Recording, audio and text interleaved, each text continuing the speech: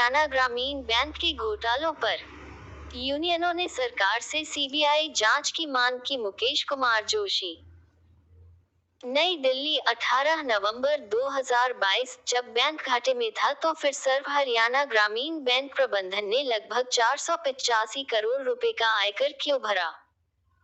प्रबंधन के सामने ऐसी क्या मजबूरी थी कि लगभग 650 करोड़ रुपए के घाटे को छिपाकर बैलेंस शीट को लगातार मुनाफे का बनवाया जाता रहा?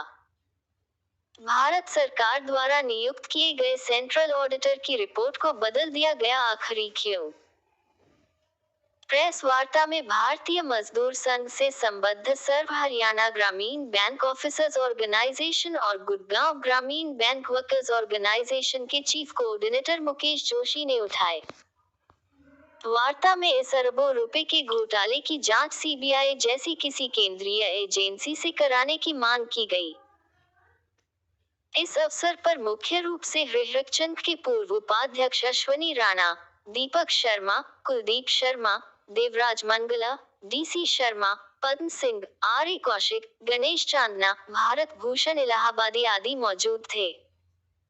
उन्होंने आरोप लगाया कि वर्तमान अध्यक्ष प्रणब मोहंती के कार्यकाल में भ्रष्टाचारी निर्भय हैं।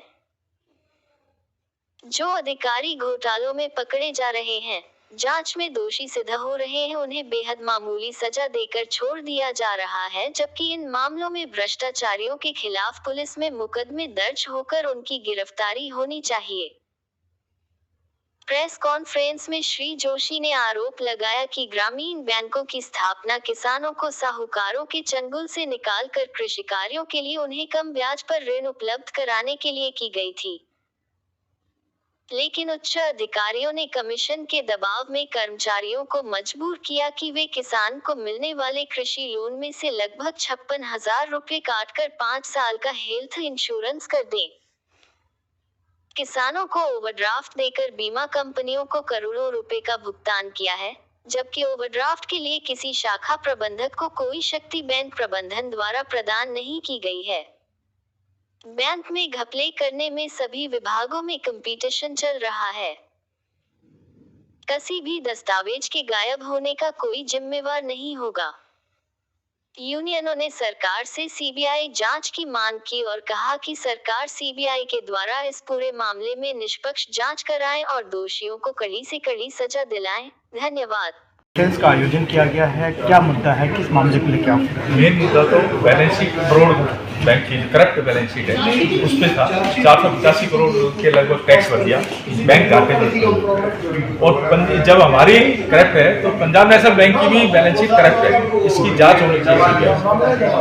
तो यहाँ देख रहे हैं कि लगभग 4-5 पॉइंट को लेकर आप हाईलाइट किए हैं, और इसमें आप क्या क्या मांग रखे हैं, क्या है? हम सीबीआई से मांग जा रहे हैं सारी चीज़ों की, सीबीआई से जांच कराएंगे। क्या क्या मेन मुद्दा क्या है? सबसे पहले तो जो बैलेंस शीट का है, फिर प्रमोशन का है, बिल्डिंग का घोटाला है, प्रमोशन का घोटाला है, बोर्ड मिनट्स ही चेंज कर देते हैं बिना बोर्ड की मीटिंग के। ये लेटर जैसे ये आपके 18/8 कह रहे हम नहीं कर सकते, 20/8 में क्या हमने कर दिया, कोई मीटिंग नहीं हुई, बोर्ड मिनट। ये तो सारे के सारे जब बंद होंगे तो पोल खुलेगी, कितना इसमें गड़बड़ है। सर कितने टाइम से लड़ाई लड़ रहे हो जो अभी तक? 7 साल के लगभग। तो आप बिल्डिंग घोटाले की बिल्डिंग बता रहे हैं, बिल्डिंग में क्या घोटाला है, क्या? बिल्डिंग एक टेंडर निकला था मार्च 13 में, 52,000 स्क्वायर फुट बनेगी आपकी 15 करोड़ में, फुल फर्निश्ड विद बेसमेंट। इन्होंने रात अपने आप चुपचाप जो बैलेंस हुआ है टेंडर है वो गायब कर दिया और प्रसाद भारती से सेटिंग करके एक वर्क ऑर्डर दे दिया उसको 25 करोड़ 44 लाख में विद बेसमेंट बनने के लिए। एरिया कम कर दिया। बिल्डिंग जब बनती है तो बेसमेंट खत्म कर देते हैं उसमें, और 52,000 की जगह 37,000 स्क्वायर फुट बनती है, और उसमें पैसा ज़्यादा दे दिया। मैंने ऑल वर्ल्ड में ऐसी कोई जगह नहीं देखी कि एरिया तो कम हो जाए, अमाउंट बढ़ जाए, और एक साल में छत गिर जाती है। रुड़की की रिपोर्ट अपने आप में उसमें संदेह कहती है पूरी बिल्डिंग डिमोलिशन होनी चाहिए हमारे हिसाब से। ये मोरबी का हादसा दोहराना चाह रहे हैं बैंक, और गवर्नमेंट इंतजार कर रही है। मेरे को ये नहीं समझ आ रहा है, इतनी बड़ी 150 आदमी वहाँ रहते हैं, उनकी जान खतरे में है, इसकी पूरी जांच क्यों नहीं कराई जाए किसी से? क्या लग रहा है जोशी जी, इस सारे घोटाले में बड़े बड़े अधिकारी यानी चेयरमैन तक शामिल हैं? हमारे बैंक के जो चेयरमैन आए पीएनबी से आते हैं, डीजीएम एजीएम वो शामिल है, जब भी तो हो रहा है, जब भी तो चार्जशीट हुए, वो जब भी चार्जशीट हुए ना। तो लग रहा है आपको न्याय मिल पाएगा? न्याय तो आज नहीं, मुझे ऊपर वाले पे भरोसा है और न्यायपालिका पर भरोसा। मैंने कोर्ट में डालने शुरू कर दिए, एक केस आज चल जाएंगे। लड़ाई लड़नी है। अभी तक 7 साल हो गए आप जैसे लड़ रहे हैं लड़ाई। 7 साल में क्या रिजल्ट निकल के आ रहा है? मैं कह तो रहा, अभी तो बताया आपको, 3 चेयरमैन, तीनों पनिशमेंट हुए जो रखे गए इससे पहले, ये भी होगा, पक्का होगा। और जितने जीएम आए उसमें से ज्यादातर चार्जशीट हो गई, और जो इनकी मंडली थी वो चार्जशीट हो गई। लेकिन अभी ये भ्रष्टाचार का जो गिरोह है वहाँ भी है, वो पूरी तरह से कार्रवाई नहीं हो रही है। लेकिन जो आप बता रहे हैं तो हुआ है, लेकिन वो छोटी छोटी अगर सजा मिल रही है तो फिर क्या हुआ? इसीलिए तो हम आगे लड़ रहे हैं। अगर सजा प्रॉपर मिल जाती तो हम चुप बैठ जाते। हम भी तो ये है जो सजा मिलनी चाहिए वो मिले, वो नहीं दे रहे। ये अपने स्वार्थ के लिए हर आदमी अपना मुद्दा चलाता है। लेकिन आज यहाँ पे आप मांग ये भी कर रहे हैं कि कोई कमेटी, प्राइवेट कमेटी का गठन हो और उसमें आप प्राइवेट की नहीं, कोई वैसे गवर्नमेंट करे, सीबीआई की है, सीबीसी करे, विजिलेंस डिपार्टमेंट करे, कोई भी करे और हमें बुलाए जाए, हम प्रूफ देंगे। हम गलत हैं तो हमारे खिलाफ केस, हमें जेल में डाल दें, हम गलत बोल रहे हैं। साथियों नमस्कार।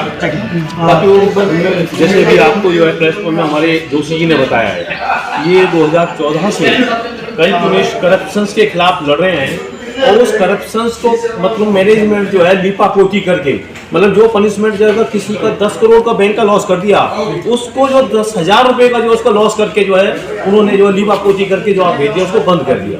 उसके बावजूद जो है मेरी अपने जो है मेरे जो भाई आज बैंकिंग में काम कर रहे हैं, उस बिल्डिंग जो बनाई गई थी 2016 में, जिसका 2017 में गिरना चालू हो गया था, आज भी एम्प्लॉय को बैठा कर उस बिल्डिंग में काम कराया जा रहा है। किसी के कभी भी जो है उसमें जो है मानव लॉस हो सकता है, कभी भी बिल्डिंग गिर सकती है। उसकी जो रुड़की जो अपनी IIT है उन्होंने जो है जो रिपोर्टिंग की है उस पर कभी भी आज तक कोई विचार नहीं किया। तो हमारा इस पर हम ये भी चाहेंगे कि उस बिल्डिंग को जो है ना, वहाँ पे हमारे भाइयों का कभी कोई नुकसान ना हो, उस बिल्डिंग से उसको बाहर किए जाए। दूसरा सर एक EPF पे जो है हमारा है, जब EPF में हमारा अकाउंट गुड़गांव ग्रामीण बैंक का चला हुआ था और अमलमेशन के बाद उन्होंने हमारे जो EPF अकाउंट का जो UN नंबर है वो डबल ले लिया सर, और वो पैसा जो GGB वाला जो EPF का था वो वहीं छोड़ दिया। इससे एक एम्प्लॉय को कम से कम जो है 3-4 साल में 3-4 लाख रुपए का नुकसान है ब्याज का। 3,31,000 तो मेरा इंटरेस्ट, मैंने बड़ी मुश्किल से 1 साल लड़ाई लड़के जो ये बात है, क्योंकि वहाँ डोरमेट कर देते हैं, वहाँ 2 यूनियन होने के बाद पैसा गया नहीं, यहाँ डोरमेट कर दिया गुड़गांव वालों ने। डोरमेट होने से हमारा इंटरेस्ट लगना बंद हो गया। लड़ाई लड़ी, बोले जी नहीं मिलेगा, मतलब क्यों नहीं मिलेगा, मेरा इंटरेस्ट है। मैं 1 साल तक लड़ाई लड़के 3,31,000, अब मैंने पोर्टल पे सभी भाइयों का डाला है भाई, जितने कुछ लोग साथ हमारी डेथ होगी, कुछ को इन्होंने जैसे डिसमिस मोल कर दिया जो लड़ रहे थे, उनके बच्चों को वो अगर 2-3 लाख में इंटरेस्ट मिलता तो कितने बड़ी बात है।